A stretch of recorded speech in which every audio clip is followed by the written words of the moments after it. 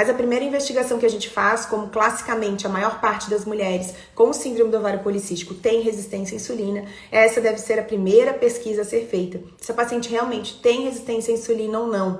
E a gente vai identificar esse risco com a presença da hemoglobina glicada acima de 5,5. Então, se você faz um exame de hemoglobina glicada e essa hemoglobina glicada está acima de 5,5, isso já é um início de um risco aí de apresentarem uma resistência à insulina. Outro exame que pode ser um indicativo poderia ser uma insulina de jejum. Essa insulina de jejum, estando acima de 16, nós já temos um indicativo de uma hiperinsulinemia em jejum. E aí, essa paciente também deve apresentar aí uma resistência à insulina. Outro indicativo seria uma curva glicêmica ou curva insulinêmica ou teste oral de tolerância à glicose.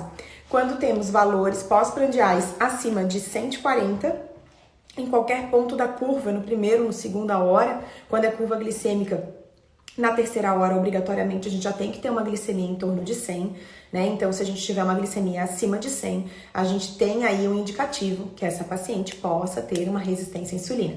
E se algum ponto da curva, né, na primeira hora ou na segunda hora, a gente tiver uma glicemia acima, que é o açúcar do sangue, acima de 140, também é um indicativo de presença de resistência à insulina. Aí, neste caso, nós precisamos tratar essa resistência à insulina. E o tratamento da resistência à insulina requer muitas modificações, não só dietéticas, mas também na vida dessa pessoa.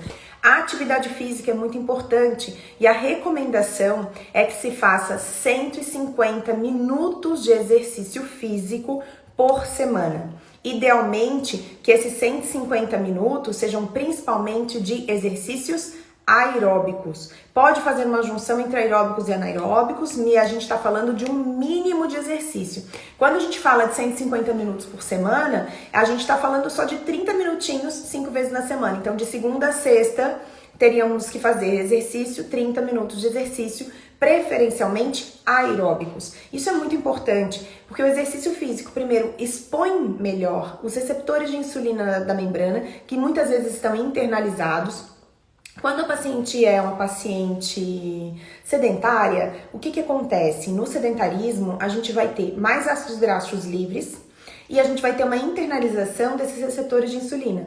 Quando temos uma paciente, então, fazendo atividade física, exercício, principalmente exercício aeróbico, nós vamos ter essa saída dos receptores para a membrana da célula e a receptividade mais adequada desses receptores de insulina da própria glicose. Então, a gente tem uma melhora da resistência à insulina nesse processo, ok? Então, a gente precisa obrigatoriamente avaliar a resistência à insulina dessa paciente. Além da atividade física, que é muito importante, precisamos ter uma dieta adequada. E aí, qual é a melhor dieta? Primeiro, a gente precisa olhar para o paciente que a gente está tratando.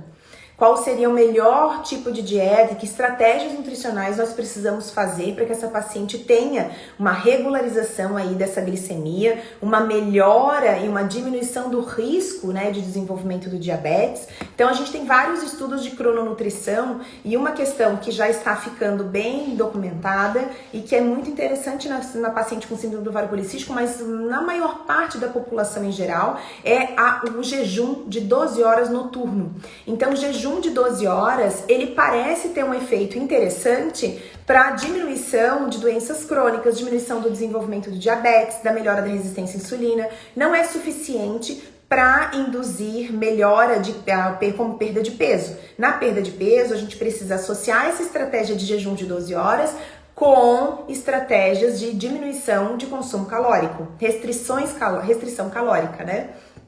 Nesse caso, quando a gente tem uma paciente sobrepeso ou obesa, é muito interessante a perda de peso. Quando se perde em torno de 5% do peso corporal, a gente tem uma melhora bem significativa aí das respostas na síndrome do ovário policístico. Inclusive, no processo de obesidade, sobrepeso ou obesidade, nós temos uma inflamação de baixo grau, que na síndrome do ovário policístico já acontece. Toda paciente com síndrome do ovário policístico é uma paciente mais inflamada.